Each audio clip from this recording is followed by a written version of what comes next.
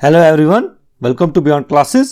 ये video physical division of world का part 3 है और इसमें हम कॉन्टिनेंट ऑफ यूरोप के फिजिकल एस्पेक्ट्स को देखने वाले हैं, पढ़ने वाले हैं। चलिए हम वीडियो को स्टार्ट करते हैं। तो अगर हम कॉन्टिनेंट ऑफ यूरोप की बात करें तो आप यहाँ पे कॉन्टिनेंट ऑफ यूरोप की लोकेशन भी देख सकते हैं, ये डार्क ग्रीन में है। तो जो कॉन्टिनेंट ऑफ यूरोप है वो अर्थ का अगर हम टोटल सरफेस देखेंगे, मतलब पानी भी और लैंड भी, उसका सिर्फ 2% जो आता है वो आता है यूरोप। और अगर सिर्फ लैंड की हम बात करें, जो दुनिया में सिर्फ लैंड एरिया है उसका 6.8% यूरोप बनता है। इसकी वजह से क्या है कि जो यूरोप है वो दुनिया का सेकंड स्मॉलेस्ट कॉन्टिनेंट बन जाता है। और सेकंड स्मॉलेस्ट मतलब क्या है कि इससे छोटा भी कोई है, और वो ऑस्ट्रेलिया है, जिसको हम फ्यूचर की वीडियोस में पढ़ेंगे। जो यूरोप है उसको आप देख सकते हो कि जो पूरा यूरेशिया है, ये जो सारा एरिया है ये है पूरा यूरेशिया। यूरेशिया मतलब कि यूरोप और एशिया को मिला के एक सुपर कॉन्टिनेंट बन जाता है, उसको बोला जाता है यूरेशिया। और जो यूरोप है ये western most peninsula of Eurasia है। आप यहां पे देख सकते हैं कि ये वेस्ट में आता है, एशिया के पूरे यूरेशिया के वेस्ट में आता है, और ये पूरा एक पेनिनसुला की शेप में है। पेनिनसुला मतलब वो एरिया जो मेजॉरिटी ऑफ हिस्सा जो उसका होता है वो पानी से घिरा हुआ होता है, लेकिन वो फिर भी लैंड से लिंक्ड होता है। यहाँ जिसको नॉर्मली बोला जाता है कि जो 3 साइडों से पानी से घिरा हुआ होता है लैंड, उसको बोला जाता है पेनिनसुला। तो आप यहाँ पे देख सकते हैं कि इस साइड भी पानी है, यहाँ से भी पानी, ये सारा पानी है, सिर्फ ये एरिया जो है वो लैंड से बिल्कुल पूरी तरह कनेक्टेड है। तो ये यूरोप जो है वो एक पेनिनसुलर पार्ट भी है, किसका? पूरे यूरेशिया का। और अगर हम इसकी बाउंड्रीज की बात करें तो आप देख सकते हैं कि आर्कटिक ओशन जो है वो इसके नॉर्थ में आता है। यहां पे इसके आर्कटिक ओशन आता है, यहां पे इसके वेस्ट में आता है अटलांटिक ओशन, इसके साउथ में आता है यहाँ पे मेडिटेरेनियन सी, और यहां पे आता है ब्लैक सी, और ये है कैस्पियन सी। और इसके ईस्ट में देखा जाए तो जो कॉन्टिनेंट ऑफ एशिया है वो आता है। बाकी यहां पे बाउंड्रीज की बात की है कि मतलब एशिया को और अफ्रीका को यूरोप से कौन सी चीजें डिवाइड करती हैं, अलग करती हैं, ये मैंने अच्छी तरह एशिया और अफ्रीका की वीडियो में डिटेल में समझाया है विद मैप्स। तो आप वहां पे इसको जाके देख सकते हैं, उनका वीडियो का लिंक भी आपको इस डिस्क्रिप्शन बॉक्स में मिल जाएगा। वो इस सीरीज की पहली 2 वीडियोस हैं, ठीक है। यहां पे एक देखने की बात इंपॉर्टेंट ये है कि जो एक यूरोप है उसका मेजॉरिटी ऑफ हिस्सा जो है वो लैंड से जुड़ा हुआ है, लेकिन फिर भी इसको पूरा एक कॉन्टिनेंट माना जाता है। क्यों? देखिए, बाकी जो भी कॉन्टिनेंट है वो अलग है बाकी कॉन्टिनेंट से। अगर जुड़े भी होंगे तो थोड़े, जैसे इस्मस यहां पे है, इस्मस ऑफ सुएज यहां से मिलता है एशिया और अफ्रीका, लेकिन इसके अलावा बाकी आप देखिए पूरा अफ्रीका जो है वो पूरा अलग है। वैसे ही बाकी कॉन्टिनेंट जो है, नॉर्थ अमेरिका, साउथ अमेरिका, बाकी जो भी कॉन्टिनेंट्स हैं वो पूरे पानी से घिरे हुए हैं 90% से अबो। लेकिन यूरोप जो है वो आपको दिख रहा है कि इसका काफी हिस्सा, बहुत बड़ा हिस्सा जो है जमीन से जुड़ा हुआ है, और ये यूरेशिया का हिस्सा बनता है, लेकिन तब भी इसको फुल फ्लेज कॉन्टिनेंट माना जाता है। उसकी वजह क्या है? उसकी वजह यह है कि एक पेनिनसुला ऑब्वियसली है, लेकिन इसका काफी बड़ा साइज है, पहली बात। दूसरी बात यह है कि इसकी ट्रेडिशन और इसकी हिस्ट्री जो है वो बिल्कुल अलग है बाकी एशिया से। आपको पता ही है कि यूरोप जो है वो वेस्टर्न सिविलाइजेशन का गढ़ है, और वेस्टर्न सिविलाइजेशन यहीं से पैदा हुई है। और जो बाकी सिविलाइजेशन थी यूरेशिया में पूरे, अगर देखा जाए तो चाइनीज सिविलाइजेशन, इंडियन सिविलाइजेशन, वो बिल्कुल डिफरेंट है यूरोपियन सिविलाइजेशन से, वेस्टर्न सिविलाइजेशन से। तो इसकी वजह से इसको अलग एक कॉन्टिनेंट माना जाता है, ठीक है। तो यूरोप जो है उसका नॉर्दर्न मोस्ट पॉइंट है स्वालबार्ड आर्किपेलागो, वो यहां पे है, ये वाला। और ये नीचे जो है साउथ में कहां तक पहुंचता है? फिर ये पहुंचता है ग्रीस और माल्टा, यहां तक देखो, यहां तक ये पूरा जो एरिया है ये है यूरोप का। और कभी कभी जो पेनिनसुला है खुद यूरोप, उसको बोला जाता है पेनिनसुला ऑफ पेनिनसुलाज। उसकी वजह क्या है? उसकी वजह यह है कि यूरोप एक खुद भी पेनिनसुला है, लेकिन इस पेनिनसुला में बहुत से पेनिनसुलाज हैं। आप देखिए इस फोटो में, यहां पे देखिए, यहां पे आइबेरियन पेनिनसुला है जिसमें स्पेन और पुर्तगाल कंट्रीज आती हैं। यहां पे इटालियन पेनिनसुला है, यहां पे देखिए आप जुटलैंड पेनिनसुला है, ये बड़ा स्कैंडिनेवियन पेनिनसुला है पूरा। और यहां पे छोटा सा क्रीमियन पेनिनसुला है, यहां पे बल्कन पेनिनसुला है, यहां पे कोला पेनिनसुला है। तभी इसको बोला जाता है पेनिनसुला ऑफ पेनिनसुलाज। ये खुद भी एक पेनिनसुला है, लेकिन इसके अंदर भी बहुत से छोटे छोटे पेनिनसुलाज हैं। ठीक है, तो ये था इंट्रोडक्शन टू यूरोप। इसके बाद हम आगे बढ़ते हैं और पढ़ते हैं फिजिकल डिवीजन या फिजिकल फीचर्स ऑफ यूरोप, उसके बाद माउंटेन्स वगैरह सारा कुछ हम आगे पढ़ते हैं। यहां पे मैं आपको एक बात बता दूं कि अगर आपको हमारा कंटेंट पसंद आता है इन वीडियोस का, और अगर आप ये कंटेंट पीडीएफ फॉर्मेट में लेना चाहते हैं, हमारी सारी वीडियोस का कंटेंट पीडीएफ फॉर्मेट में लेना चाहते हैं, तो स्क्रीन पे दिए हुए नंबर पे आप हमें व्हाट्सएप कर सकते हैं।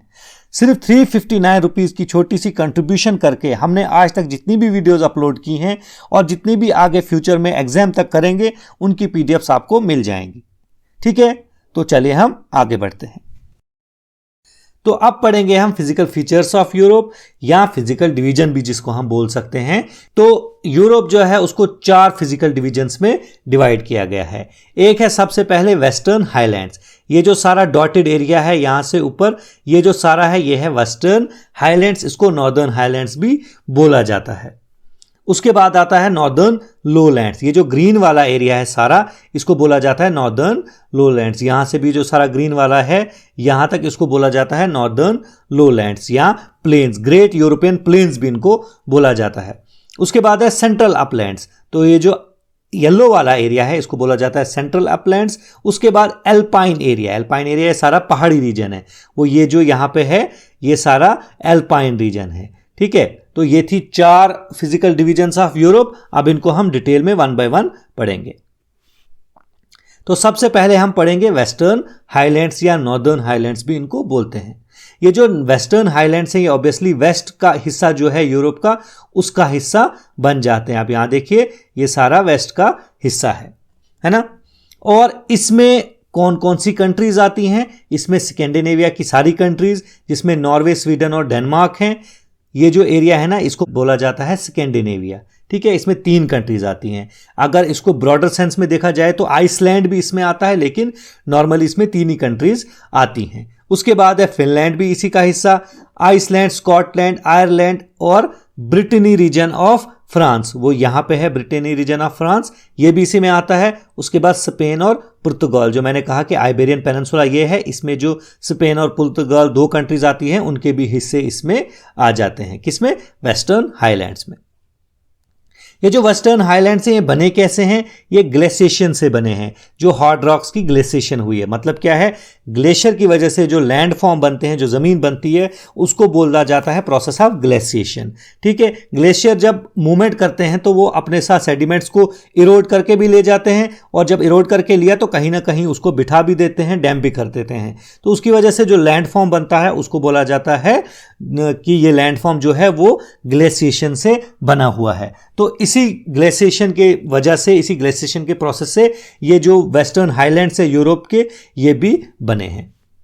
और ये जो वेस्टर्न हाईलैंड्स है यूरोप के, इनके कुछ जो डिस्टिंक्ट फिजिकल फीचर हैं, मतलब जो बाकी जगह पे बहुत कम पाए जाते हैं, अगर पाए भी जाते हैं एट ऑल, तो वो क्या है? मार्शलैंड्स, उसके बाद है लेक्स और फ्योर्ड्स।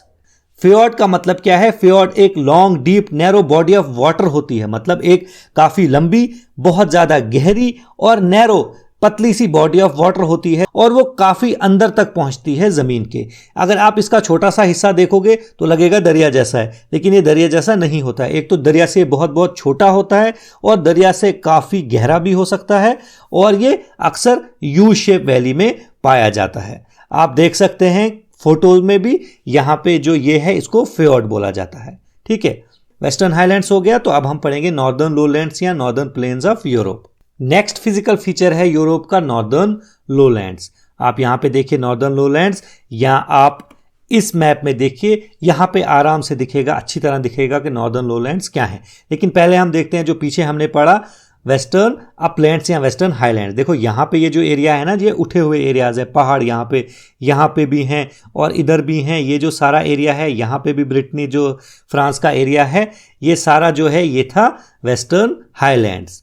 और जो नॉर्दर्न प्लेन्स है वो ये सारा ग्रीन वाला एरिया, ये यूराल माउंटेन है यहाँ पे, इनको लेके यहाँ से पूरा, यहाँ से फ्रांस के साउथ तक ये जो एरिया है इसको बोला जाता है ग्रेट यूरोपियन प्लेन्स या नॉर्दर्न प्लेन्स ऑफ यूरोप। ठीक, तो ये क्या है? ये ऑब्वियसली ग्रेट प्लेन्स हैं जो कहाँ से कहाँ तक है?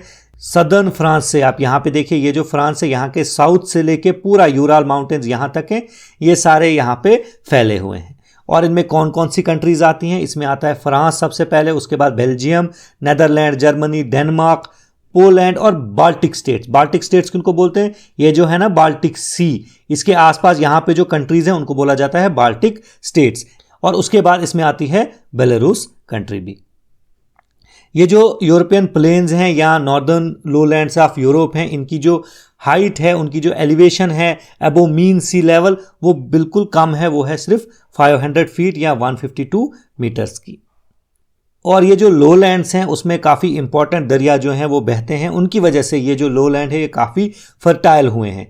राइन दरिया बहता है, वेसर, एल्बा, ऑर्डर और विस्टुला, और भी कुछ छोटे छोटे दरिया हैं जो यहाँ से बहते हैं और इस एरिया को बहुत ही ज़्यादा फर्टाइल बनाते हैं। और उसकी वजह से क्या है कि ये जो एरिया है नॉर्दर्न यूरोपियन प्लेन, ये यूरोप, पूरे यूरोप का सबसे डेंसली पॉपुलेटेड रीजन है। जैसे इंडिया में भी अगर आप देखोगे जो गंगा ब्रह्मपुत्र प्लेन है जहाँ पे यूपी, बिहार वगैरह आते हैं, वो भी बहुत ज़्यादा फर्टाइल हुए हैं। किस वजह से?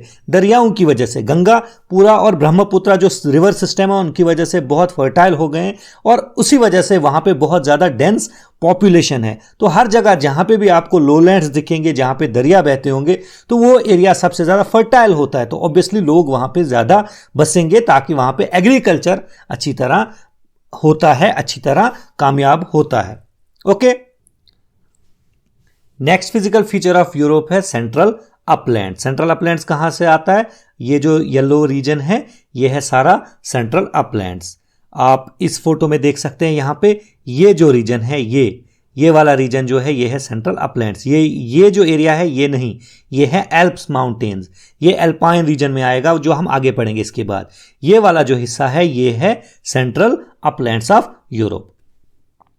तो सेंट्रल अपलैंड्स में कौन कौन सी कंट्रीज आती हैं? इसमें कुछ हिस्सा आता है फ्रांस का, फिर बेल्जियम, सदर्न जर्मनी, उसके बाद चेक रिपब्लिक और पार्ट ऑफ स्विट्जरलैंड और ऑस्ट्रेलिया भी इसमें आता है सेंट्रल अपलैंड्स में। और सेंट्रल अपलैंड्स जो हैं वो lower in attitude and less rugged than alpine reason.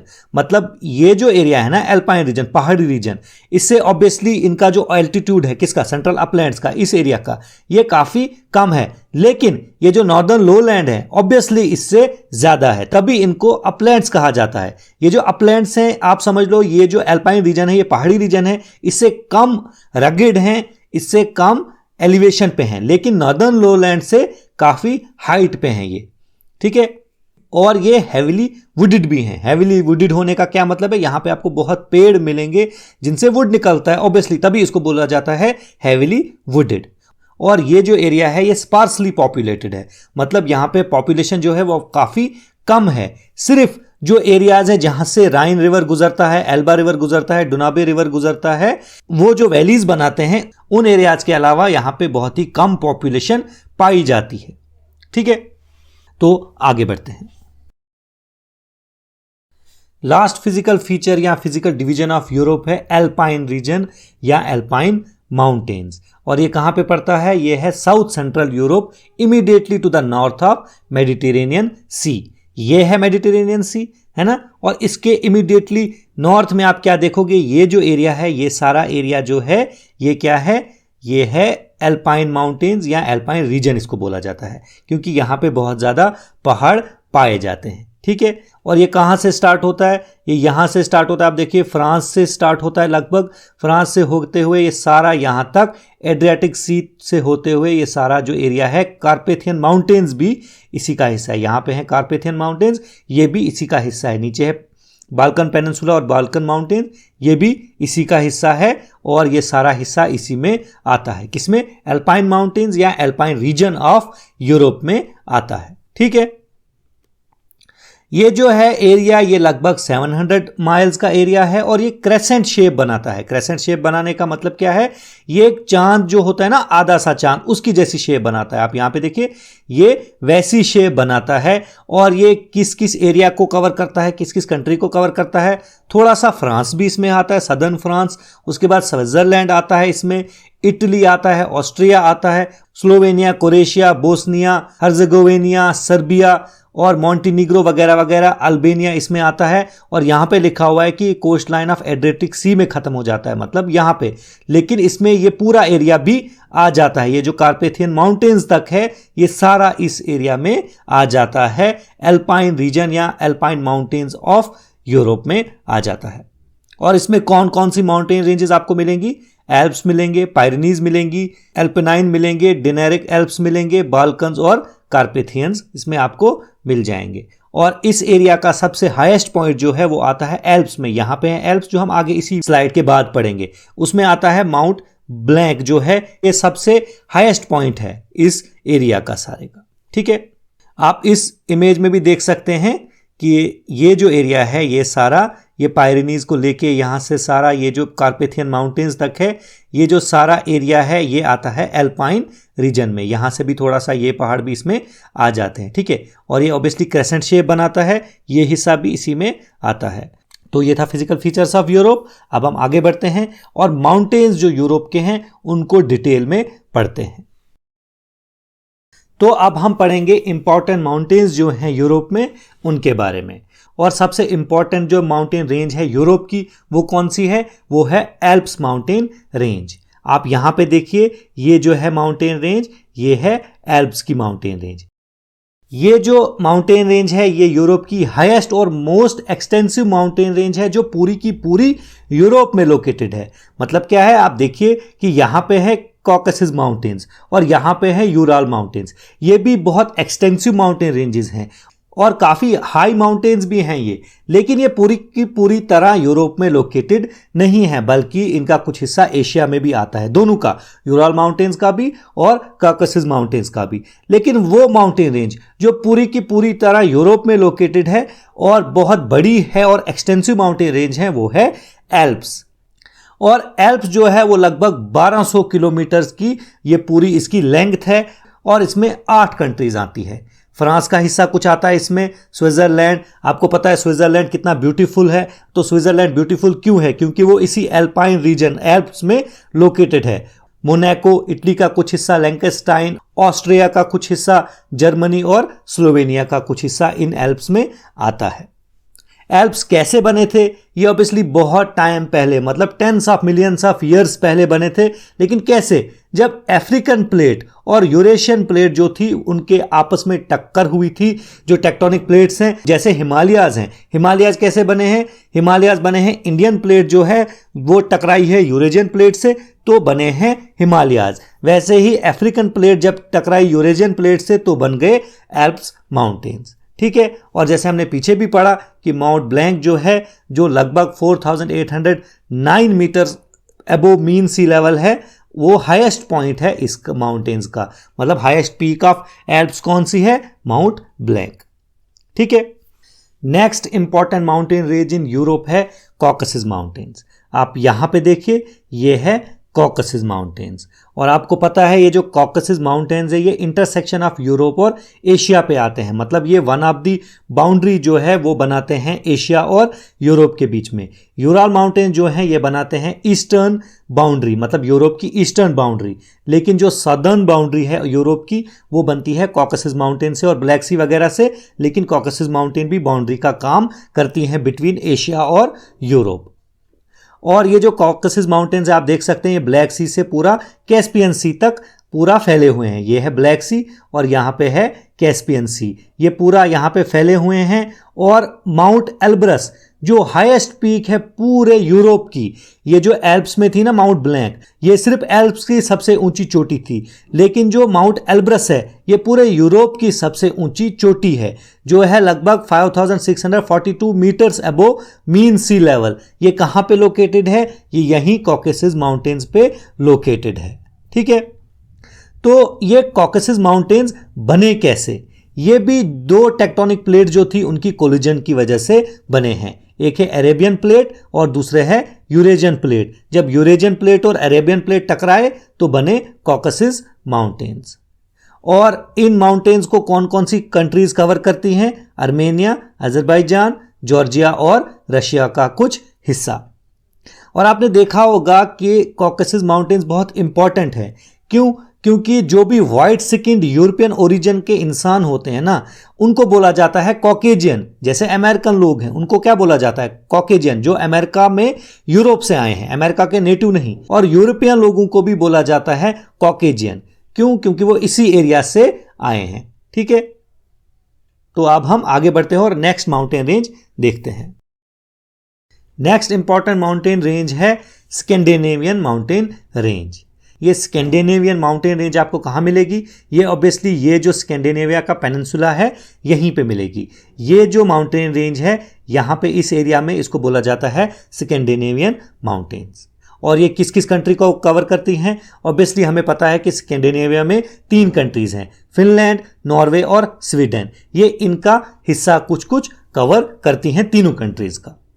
ये जो माउंटेन्स है ये उतने ऊंचे नहीं हैं, लेकिन ये among the steepest mountains in the world हैं। मतलब ये काफी तीखे माउंटेन्स हैं। ठीक है, इन माउंटेन्स की जो सबसे ऊंची चोटी है वो कौन सी है? गल्होपिगेन, जो है लगभग 2469 मीटर अबोव मीन सी लेवल। और ये कहां पे लोकेटेड है? ये नॉर्वे में लोकेटेड है। नेक्स्ट माउंटेन रेंज आती है यूराल माउंटेन्स। यूराल माउंटेन्स जो हैं ये वेस्टर्न रशिया में पाए जाते हैं और ये लगभग पूरा नॉर्थ से साउथ तक चलते रहते हैं। आप देखिए यहाँ ऊपर जो है, यहाँ ऊपर मिलेगा आपको अटलांटिक ओशन, वहाँ से स्टार्ट होते हैं और यहाँ पे नीचे मिलता है हमें यूराल सी। ये वहाँ तक लगभग नॉर्थ से साउथ तक चलते रहते हैं और लगभग कजाकिस्तान तक ये पहुँच जाते हैं। ये जो माउंटेन रेंज है ये longest mountain range in Europe है। सबसे लंबी माउंटेन रेंज, ऊंची नहीं लेकिन सबसे लंबी माउंटेन रेंज जो यूरोप की है वो है यूराल माउंटेन्स। और हमें यह भी पता है कि यूराल माउंटेन जो हैं ये बाउंड्री का काम करती हैं बिटवीन यूरोप एंड एशिया। ये मैं बहुत बार बोल चुका हूं। और माउंट नरोडनाया जो है ये इसकी हाईएस्ट पीक है, जो ऑब्वियसली रशिया में है। और इसकी जो हाइट है वो कितनी है? 1894 मीटर्स। ठीक है, तो आगे बढ़ते हैं, नेक्स्ट माउंटेन रेंज हम देखते हैं। अब हम जो छोटी छोटी माउंटेन रेंजेस हैं यूरोप में उनके बारे में पढ़ेंगे। लेकिन आप यहाँ पे बात एक याद रखना कि जो कॉकेसस माउंटेन्स थे, यूराल माउंटेन्स थे और स्कैंडिनेविया वाले माउंटेन्स थे, ये जो तीनों माउंटेन्स हैं ये यूरोप का जो अल्पाइन रीजन है उसका हिस्सा नहीं बनते हैं, बल्कि ये जो पायरेनीज, कार्पेथियंस, बाल्कन और एपिनाइन और एल्प्स हैं और यहाँ पे था सिरस माउंटेन्स, वो बनते हैं अल्पाइन रीजन ऑफ यूरोप का हिस्सा। और वो जो 3 मैंने गिनाए वो नहीं बनते हैं। ठीक है, तो यहां पे पढ़ेंगे हम ये जो पायरेनीज माउंटेन रेंज है ये कहां पे है? ये यहां पे लोकेटेड है इस एरिया में, और ये फ्रांस और स्पेन के बीच में बाउंड्री का काम करते हैं। और इनकी जो हाईएस्ट पीक है वो है पीक ऑफ एनेटो। ठीक है, उसके बाद आया कार्पेथियन माउंटेन्स। कार्पेथियन माउंटेन आप देखिए सेंट्रल और ईस्टर्न यूरोप के बीच में एक आग का काम करते हैं। यहां पे हैं कार्पेथियन माउंटेन्स। और इनमें कौन कौन सी कंट्रीज आती हैं? इनमें कंट्रीज आती हैं चेक रिपब्लिक, उसके बाद स्लोवाकिया का कुछ हिस्सा, पोलैंड, हंगरी का कुछ हिस्सा, यूक्रेन, रोमानिया और सर्बिया का कुछ हिस्सा इनमें आता है। उसके बाद आते हैं बाल्कन माउंटेन रेंज। यहां पे जो बाल्कन पेनिनसुला है इसका जो ईस्टर्न पार्ट है, ये वाला हिस्सा, ये बनते हैं बाल्कन माउंटेन रेंज। ये बाल्कन माउंटेन रेंज जो है इसकी बोटेव पीक जो है वो हाईएस्ट पीक है और इसमें बल्गेरिया और साइबेरिया कंट्रीज आती हैं। उसके बाद है एपिनाइन माउंटेन्स, वो यहाँ पे आता है, इटली का लगभग सारा हिस्सा इसी में एपिनाइन में कवर हो जाता है। और इसमें सैन मरीनो एक छोटी सी कंट्री है इटली के इस पेनिनसुला में ही, वो भी इसमें आती है। और कोरोनो ग्रांडे जो है वो इसकी हाईएस्ट पीक है जो सेंट्रल इटली में लोकेटेड है। ठीक है, यहां तक थे important mountain ranges of Europe. इसके बाद हम पढ़ेंगे इंपॉर्टेंट रिवर्स, उसके बाद पढ़ेंगे लेक्स और फिर ये वीडियो खत्म हो जाएगी। तो चलिए हम आगे बढ़ते हैं। अब हम पढ़ेंगे इंपॉर्टेंट रिवर्स ऑफ यूरोप के बारे में। और जो यूरोप का सबसे इंपॉर्टेंट रिवर है वो है वोल्गा रिवर। वोल्गा रिवर जो है वो सबसे लंबा रिवर है यूरोप का, जो लगभग 3530 किलोमीटर्स लॉन्ग है। लंबा होने के साथ साथ ये यूरोप का सबसे बड़ा रिवर है। किस हिसाब से? डिस्चार्ज के हिसाब से, मतलब at a particular point of time from a particular point of area कितना पानी गुजरता है किसी दरिया में, उसको बोलते हैं डिस्चार्ज। मतलब क्या है, आप समझ लीजिए कि इसमें सबसे ज्यादा पानी होता है। यूरोप के जितने भी दरिया हैं उसमें से सबसे पानी जो चलता है वो सबसे ज़्यादा पानी किस में चलता है? वोल्गा रिवर में। और ड्रेनेज बेसिन के हिसाब से भी ये सबसे बड़ा रिवर है, मतलब कितने एरिया को ये ड्रेन करता है, मतलब ट्रिब्यूटरीज इसकी कहां कहां से आती हैं, कितने एरिया से आती हैं, और डिस्ट्रीब्यूटरीज इसकी कहां कहां जाती हैं, उस हिसाब से क्या है, ये दरिया सबसे बड़ा है यूरोप का। ठीक है, ये ओरिजिनेट कहां से होता है? ये वाल्डाई हिल से ओरिजिनेट होता है, जो नॉर्थ वेस्ट ऑफ मॉस्को में पड़ता है। मतलब मॉस्को जो है यूरोप की कैपिटल है, उसके नॉर्थ वेस्ट में वाल्डाई हिल्स है, वहां से ओरिजिनेट होता है। और ये खत्म कहां पे होता है? कैस्पियन सी में। यहां पे देखिए, ये यहां से ओरिजिनेट होता है इस एरिया से, और नीचे कैस्पियन सी है, इसमें इसका पानी फाइनली चला जाता है। मॉस्को जो रशिया की कैपिटल है, हमें पता है ये उस दरिया के किनारे पे है जिसका नाम है मॉस्को रिवर। और ये Moscow river one of the tributary किसकी है? वोल्गा रिवर की ही। और जो वोल्गा रिवर है, वो पहली बात तो ये है कि ये डेल्टा बनाता है, वरना कुछ दरिया जो होते हैं वो एस्चुरीज बनाते हैं। अगर आपको डेल्टा और एस्चुरीज के बारे में डिफरेंस नहीं पता है तो मैंने ये डिटेल में अच्छी तरह समझाया है, जो इंपॉर्टेंट रिवर्स इन इंडिया की वीडियोस हैं उनमें। उसका लिंक आपको ऊपर आई बटन में भी मिल जाएगा और डिस्क्रिप्शन बॉक्स में भी मिल जाएगा। आप उन वीडियोज़ को देखिए, वो बहुत इंपॉर्टेंट है इस एग्जाम के लिए। और कोई भी एग्जाम होता है इंडिया में, लगभग हर एग्जाम के लिए वो इंपॉर्टेंट है, इंपॉर्टेंट रिवर्स इन इंडिया। तो वहां पे मैंने ये टर्म्स भी समझाई हैं, जैसे ड्रेनेज बेसिन, जैसे डिस्चार्ज, ये सारी मैंने वहां पे समझाई हैं। आप वहां पे इनको देख सकते हैं। यहां पे अगर समझाने बैठा तो ये वीडियो पहले ही लंबी होने वाली है, तो मैं नहीं चाहता ये उससे ज्यादा लंबी हो जाए। तो पहली बात, ये डेल्टा बनाता है। दूसरी बात, यूरोप का सबसे बड़ा डेल्टा यही रिवर बनाता है, वोल्गा रिवर। वोल्गा रिवर जो है वो प्रिंसिपल वाटरवे है वेस्टर्न रशिया की। वेस्टर्न रशिया मतलब वो रशिया जो यूरोप का हिस्सा है। रशिया के दो हिस्से हैं, एक एशिया में आता है, एक यूरोप में आता है। तो वेस्टर्न रशिया जो है उसका ये प्रिंसिपल वाटरवे है, मतलब वाटरवे सबसे इंपॉर्टेंट जो वेस्टर्न रशिया की है वो वोल्गा रिवर ही है। और ये वोल्गा रिवर बहुत इंपॉर्टेंट रहा है रशियन स्टेट के लिए, रशिया के लिए बहुत ज़्यादा इंपॉर्टेंट रहा है, रशियन सिविलाइजेशन के लिए ये दरिया बहुत ज़्यादा इंपॉर्टेंट रहा है, क्रेडल रहा है। मतलब क्रेडल क्या होती है? जैसे गोद होती है ना माँ की, वैसे ही क्रेडल बोला जाता है कि यहाँ पे रशियन सिविलाइजेशन थी, वह यहीं से पैदा हुई, यहीं पे फली और फूली थी।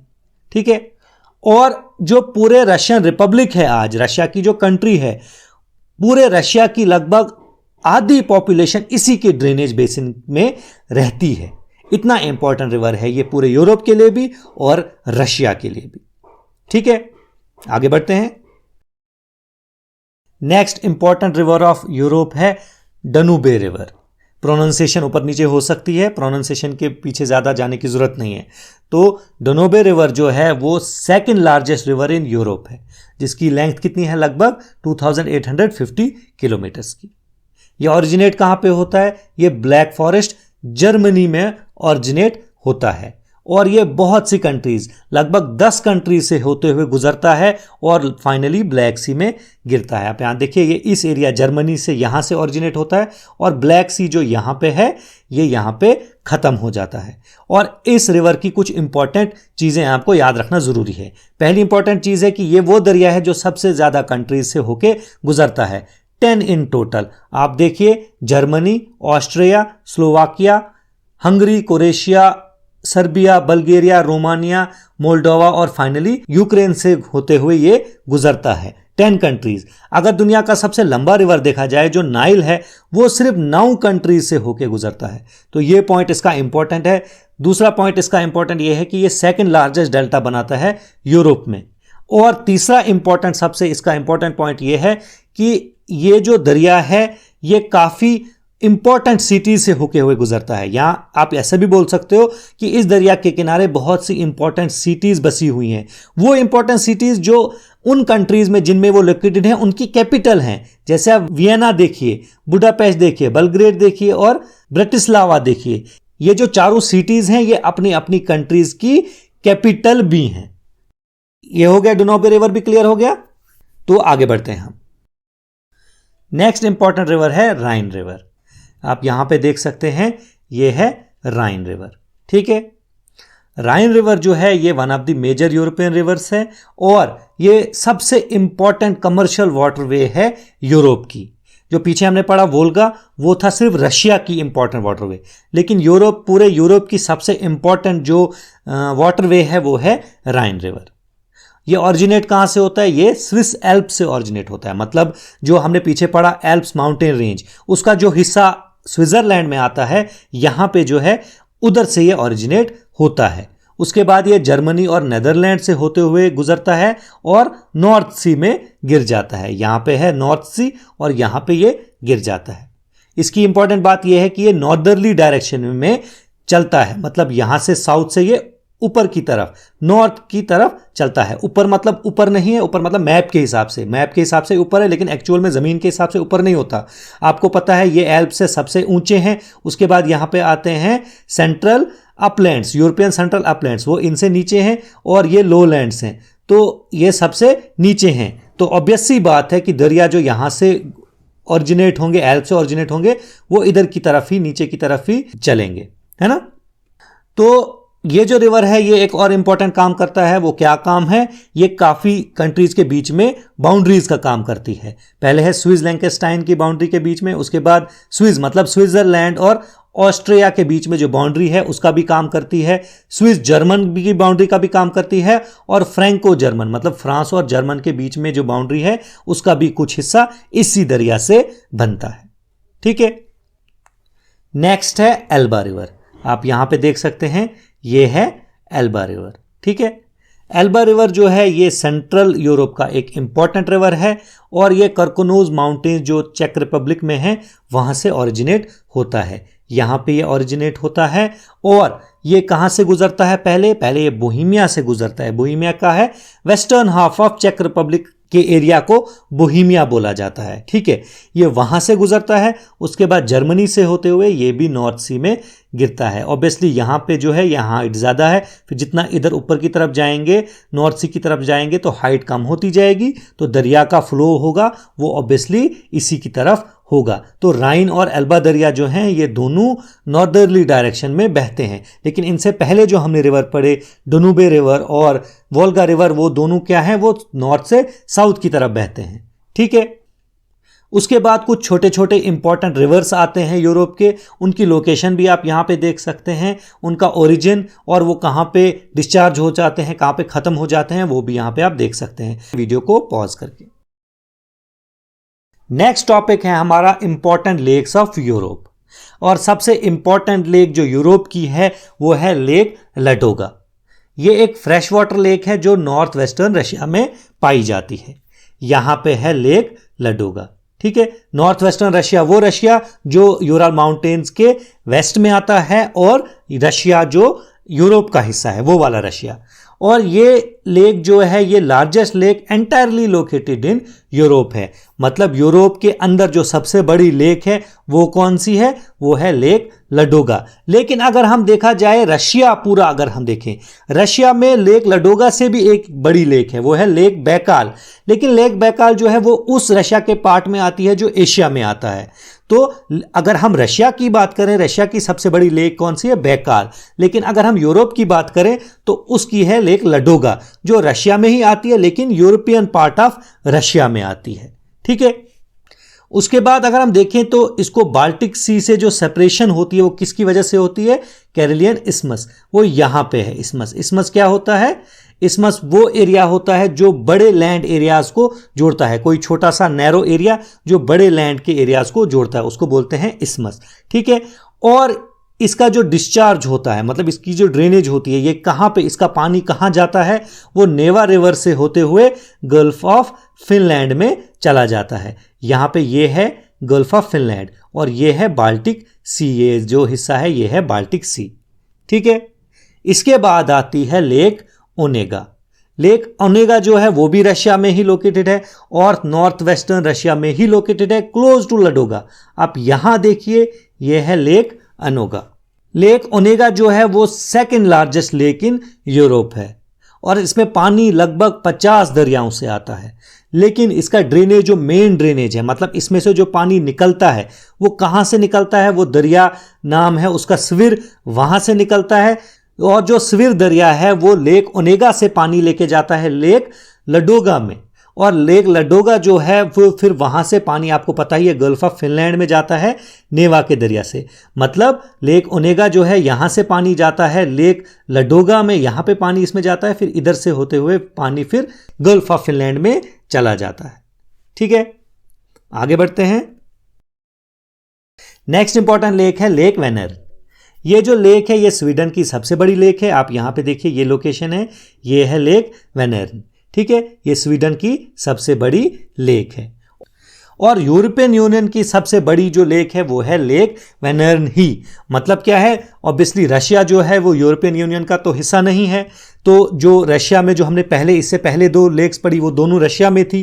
तो जो लेक वेनर्न है वो उस कंट्री में आती है जो यूरोपियन यूनियन का हिस्सा है, तो उस हिसाब से वेनर्न जो है वो यूरोपियन यूनियन की सबसे बड़ी लेक बन जाती है और obviously 3rd largest lake in all of the Europe भी है। ठीक है, इसका जो प्राइमरी इनफ्लो है, मतलब इसमें पानी कहां से आता है, ये आता है क्लाराल्वेन रिवर से, और इसमें जो ड्रेनेज है इससे पानी जो निकलता है वो कहां जाता है, वो गोटा एल्व रिवर में चला जाता है। देखिए इनको प्रोनाउंस करना बहुत मुश्किल है, ये जो दरियाओं के नाम हैं और ऐसे ही पीछे भी हमने कुछ चीज़ें पढ़ी, ये इनकी लोकल लैंग्वेजेस में नाम होते हैं, तो इनको प्रोनाउंस करना बहुत मुश्किल हो जाता है। हमें तो नहीं आती वो लैंग्वेज, तो हम फिर भी थोड़ा सा अब गुजारा कर लेते हैं, तो इसी तरह आपको भी इनको याद रखना पड़ेगा। ठीक है, नेक्स्ट लेक अगर हम देखें तो वो है लेक साइमा। लेक साइमा कहाँ पे है, ये साउथ ईस्टर्न फिनलैंड में पाई जाती है। आप यहाँ देखिए यह है पूरा लेक डिस्ट्रिक्ट, यहाँ पे बहुत सी लेक्स हैं और इनमें से सबसे बड़ी लेक है वो है लेक साइमा। ठीक है, और लेक साइमा का ये पॉइंट भी इंपॉर्टेंट है कि ये नॉर्थ वेस्ट मतलब बिल्कुल रशिया के नज़दीक है। ये रशिया है ना, ये जो बॉर्डर है इसके नज़दीक है बिल्कुल। और दूसरी बात इसकी इंपॉर्टेंट है कि ये लार्जेस्ट लेक इन फिनलैंड है और चौथी सबसे बड़ी लेक है यूरोप की। और इसका जो प्राइमरी आउटफ्लो है, मतलब इससे जो पानी जाता है वो कहाँ जाता है, वॉक्सी रिवर में। और वॉक्सी रिवर कहाँ जाता है, लेक लडोगा में ही वॉक्सी रिवर भी जाता है। आप देखिए ये जो लेक थी, ये लेक कौन सी थी, ये थी लेक ओनेगा। यहाँ से भी लेक लडोगा में पानी आता था, ये है लेक लडोगा। और ये जो साइमा लेक है यहाँ से भी पानी जो है, जो इसका मेन ड्रेनेज है वो है वॉक्सी रिवर, वो भी इसी लेक लडोगा में जाता है। और उसके बाद यहाँ पे गल्फ ऑफ फिनलैंड में जाते हैं, उसके बाद यहाँ पे बाल्टिक सी में चले जाते हैं। समझ आ गया? तो ये थी लेक्स भी। तो यहाँ पे हमारा जो फिजिकल फीचर्स ऑफ यूरोप है वो खत्म हो जाता है। इस स्लाइड पे आपको बहुत इंपॉर्टेंट पॉइंट मिलेंगे, आप इन पॉइंट्स को पढ़ सकते हैं आराम से। आप वीडियो को पॉज कीजिए और इनको नोट डाउन कीजिए। अगर आपके लिए नोट डाउन करना मुश्किल हो रहा है तो आप हमसे पीडीएफ्स भी ले सकते हैं। उम्मीद है आपको ये वीडियो पसंद आई होगी, आपने बहुत कुछ सीखा होगा। प्लीज़ इस चैनल को सब्सक्राइब कीजिए, लाइक और शेयर कीजिए इस वीडियो को ज़रूर, और बेल आइकन भी ज़रूर प्रेस कीजिए ताकि आपसे हमारी कोई भी वीडियो आगे के लिए मिस ना हो। मिलते हैं आपको नेक्स्ट वीडियो में, तब तक के लिए best of luck. Thank you very much.